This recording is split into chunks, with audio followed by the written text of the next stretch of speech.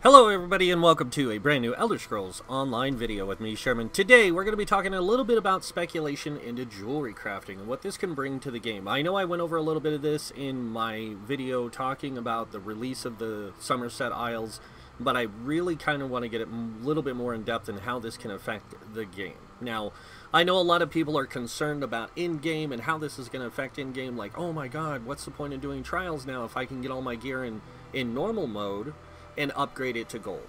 I kind of want to go a little bit over that stuff first before I get more in depth with some other things. So the thing about it is that yes, people are going to be able to get jewelry in blue upgraded to gold. That's going to be fantastic for a lot of people. But here's the thing that a lot of people aren't taking into account. And I'm not trying to step on anybody's toes here, but it's the truth. People will learn the mechanics. They will learn the basics of the trial from playing through it on normal mode, gathering that information and learning from that, and then taking it into their vet trials. Now, something Wooler brought up in his video, which I have to say, you know, awesome video, dude. I watched your you know, I watched it because I wanted to hear your insight on the tanking stuff, so thank you. That was really cool. But he did have something to say, and I have to agree with him. They seem to be changing the idea of how to incentivize people to do trials. They did it with the Asylum Sanctorium. You know, they gave us the skin, they gave us some special achievement stuff, you know, that kind of thing. And I think that that's something that they could continue with, is like making special rewards for those who do take the time to do the vet mode and the hard mode in the trials. I don't honestly know if that's something that can be coming or will be coming yet, because we don't know much about the Somerset Isles and what's, you know, really coming with it besides what the dev said. But going on with this will help a lot of newcomers coming into the trial scene, because you want them to have gear. You want them to be good enough and capable enough to playing that content with you, not just from their play, you know, like how they play, but also with their gear that they use. You want it to be as best as possible, and this gives people that ability to really build out their characters a lot more and be more geared for the situation while learning the content, learning the layout of how to do the trials, understanding the mechanics, like the basics of the mechanics. And then when you go into vet mode, you can be like, hey, okay, now in this encounter, you don't have to go in depth as much in explaining because they've already learned most of the mechanics from playing through it on normal mode. So this will really help, you know, people to grab onto that normal mode play style, learn the mechanics, learn the easier mechanics, because you're still going to want to run these things on vet to get all the achievements, to get all the bonus stuff that you can get, like the skin and you know, those kind of things. You're going to want to run the trial on a vet mode for that purpose, if that's what you're after. And then there's people who just enjoy challenging, difficult content. And so there is a trade-off there. You know, I'm not saying that everyone's going to go, oh my god, you know, but it's definitely something that will help improve, I think, the game itself by allowing that. Now, the next thing I want to kind of go into is something that that Rich Lambert said. And I'm not going to quote it word for word, but basically what he said when, I think her name's Jennifer, asked him in the hostess, in the interview, she said, this is really great that you guys are doing this, because Elder Scrolls has always been about playing how you want. Like, people making the characters how they want and playing them. Now, before anyone goes off on me, I'm not saying go out and make the character you want and play it how you want with the worst kind of gear combinations possible. But they are saying that the game was intentionally designed that way. Like, they planned that. They planned for people to come up with kooky builds and fun stuff for them to enjoy within the game. Now, I know there's always going to be a meta. Wooler knows it, Alcast knows it, Gilliam knows it, everyone knows it, you know. That the devs are you know, they give us the tools. We're the ones who design the stuff. We're the players. We're the ones who created the meta. And I don't like to point fingers or say anything bad about the meta, because, you know, it's always going to happen. But I will say this. The devs are actually confirming that they intended for this game to be played how you want. But you do have to follow the rules of the game. And the game rules state we have a trinity. We have the tank healer thing. And sorry about that, guys. I didn't move my mouse soon enough.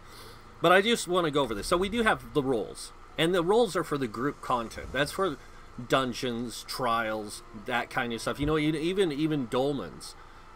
Having a good tank, having a tanky person there who can control the mobs so they're not like running all over the place and kicking everybody's butt, can also be good, especially if you're at a dolmen that only has like 2 or 3 people at it.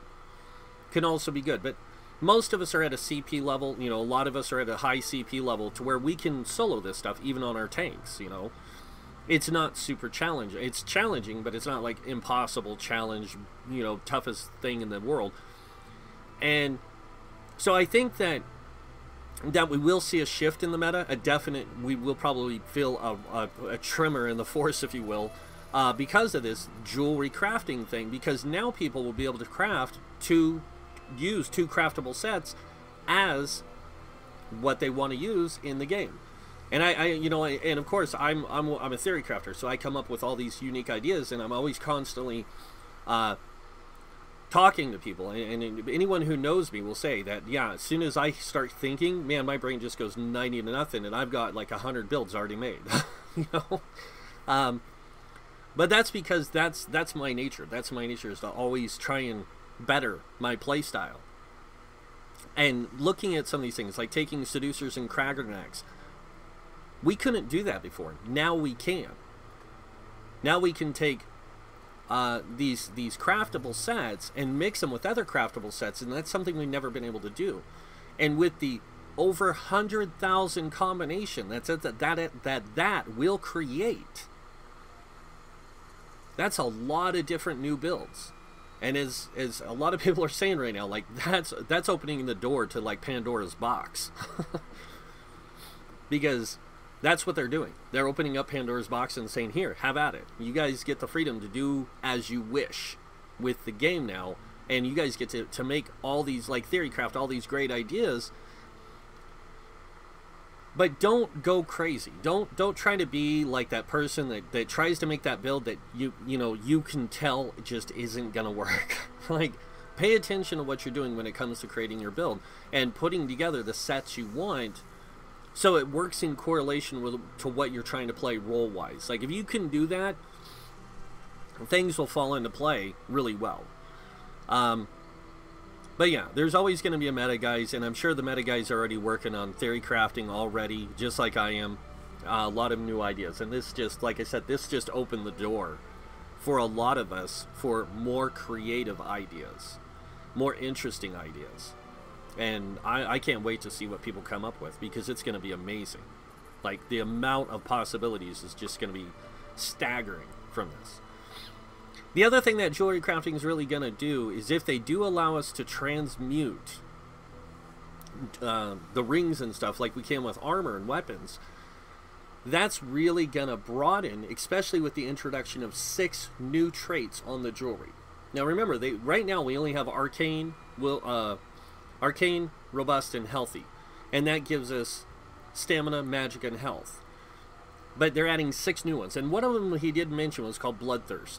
And Bloodthirst is going to give you the ability to increase your damage against an enemy below a certain percentage of health, which my guess is 25%. A lot of games like to keep that range. And I wouldn't be surprised if it doesn't increase your damage output, you know, by a certain percentage when the enemy's below a certain % health. That would be kind of interesting to see what it does and how it works. But of course, until we get our hands, a lot of us get our hands on these things, we can't really say anything. But it does open the door again, because now we have 6 or 9 traits in jewelry instead of 6. And unless they make an itemization pass on the rest of the game to where the rest of the game will drop those traits, it's going to kind of defeat the purpose, because we have to learn those traits by deconstructing those items. So I'm pretty sure they're going to make an itemization pass and put all those traits into drop in the jewelry in the game. And this will make for some really, really cool things. Now, like, a lot of us know that jewelry gives you a massive abundance of stats already. I mean, look, the Plague Doctors gives you health, and it gives you almost like 1k health on purple. At gold, it does give you almost a k health. So this is going to be really, like, for me, it's going to be great because I can upgrade this all to purple now, or from purple to gold, and it's going to make my character a lot better. I'm actually going to be at the stat levels I want to be at with that gold quality. But being able to change the traits on some of these through transmutation, if it is possible, we don't know, it's speculation. But if we can, that's going to make the game so much more robust in how we put together our characters and how we design our builds and how we put them together.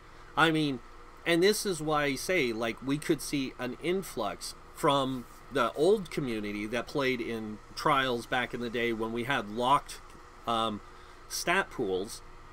We could see a shift back to that kind of play style, because now you're going to be able to put these traits in here that might give you better benefits by saying, you know what, I want to have an arcane and a robust, but I also want this thing that increases this for my purpose to kind of give my character a more hybrid approach. And I'm just speaking hypothetically, guys. I'm not saying this is going to happen, but it is a possibility, and it does expand again the capabilities of what we can build. And that's what I'm talking about. Like, this fact that we're getting jewelry crafting doesn't just expand by the fact that we have healthy, robust, and arcane, but the fact that we're getting 6 new traits to go with it. That's 9 traits in total. That's more than armor has in traits. That just explodes, like, the amount of diversity that this game really has in its build structure. And yes, like I said, most people will probably stick to using healthy, stamina, arcane, possibly, depending on what the traits do. But a lot of people are going to go for these, as people call them, wacky builds, these kooky builds, these builds that you're like, look at and you're like, oh my god, like, how does this work? And then you're like, oh, that's cool when you see it in action. This is what I'm saying we might see, is a shift to people being more flexible in their build structure. I mean, like, when it comes to in-game even, we might see more flexible shift in the way people play, because right now we all know we're all overpowered for the end game. Like, a lot of us are way overpowered than what we need for the content. And them making these subtle adjustments to the way rings and jewelry are, like they call them stat sticks. I mean, all gear is stat sticks, but jewelry definitely is a stat stick because it does give you health, stamina, or magicka depending on the type of jewelry, and if the jewelry is flexible to where it has the 3 traits in it. Most of them don't. Most of them are dedicated to one specific trait, like Plague Doctor. You can't get it in arcane. You can't get it in robust. You can only get it in healthy. And I think there is a stamina ring that drops from one of the named bosses in the zone, but nobody's going to use that. They want that extra health that the set gives you. But again, now we can make some adjustments, change the way it works, and come up with new dynamic builds. And just greater diversity in the build system. And I think that's what a lot of people are misinterpreting with how this system is going to affect the game. You got to think, somebody farming out blue jewelry in a trial, they still have to get in the trait they want, or they have to transmute that trait. And if there's 9 traits included, no, you're not going to take the first trait you find, especially if it's a trait like invigorating. You know, no, how many people would actually use that? A lot of people actually might now that they have a trait that's connected to jewelry that gives them recovery. Now people might use it.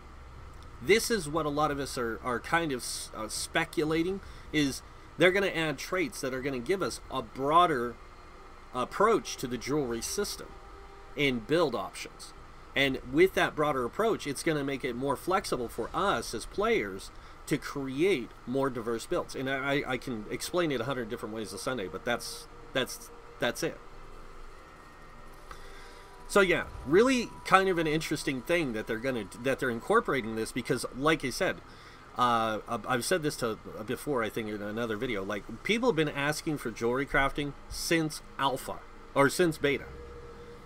sorry, since beta, people have been asking for jewelry crafting. Like, I know myself, when I was on playtesting in beta, I was like, man, I really wish I could craft jewelry. And I know other people were saying the same thing. Like, we can't craft jewelry? What the heck? Like, this is stupid. This isn't an Elder Scrolls game. Now they're making it more like an Elder Scrolls game because now we can craft jewelry. And that means more options, more viability in our play styles. And I do think that we will be able to transmute the jewelry, because it'd be kind of stupid to make a jewelry crafting system to where we couldn't, when we can do it with cloth or clothing, blacksmithing, and woodworking. We can do it with those, but we can't do it with jewelry crafting. Like, that makes no sense. I mean, I understand why we can't do it with food and potions, because that's a totally different categorical thing in how it works. Gear is stat based, so yeah, I can see them making jewelry traits transmutable as well. So, but yeah, let me know in the comments below what you guys think. You know, do you guys like the idea of a jewelry crafting system, that kind of thing? I'm excited for it and everything.